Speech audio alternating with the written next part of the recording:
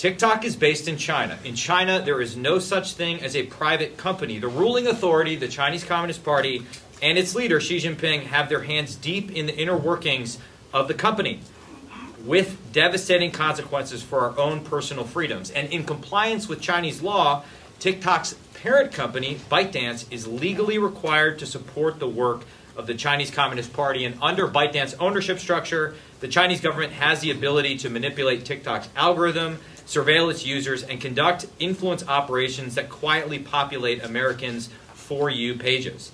This is a problem because TikTok isn't just an app for funny dance videos. It is increasingly a news source for Americans under the age of 30. And allowing a CCP-controlled entity like TikTok to become the dominant media player in America would be like if in 1962, at the height of the Cold War, right before the Cuban Missile Crisis, we'd allowed Pravda and the KGB to purchase the New York Times, the Washington Post, ABC, and NBC. But, and this is crucial, there is a path forward for TikTok. As outlined in our bipartisan bill, if TikTok is completely divested by CCP-controlled ByteDance, if there is a separation, the app can remain in the United States.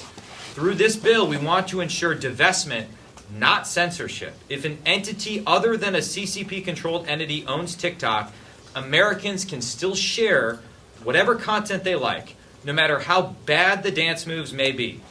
But instead of being fed whatever the opaque Communist Party-controlled algorithm dictates, Americans will then have real freedom of thought and expression.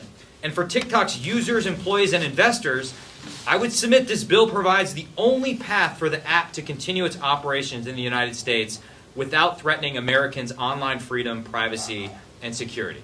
We need this bill because we simply cannot allow an app controlled by our nation's foremost adversary and competitor to take over the American media landscape. We cannot place the hearts and minds of the next generation of Americans in the hands of a communist aggressor.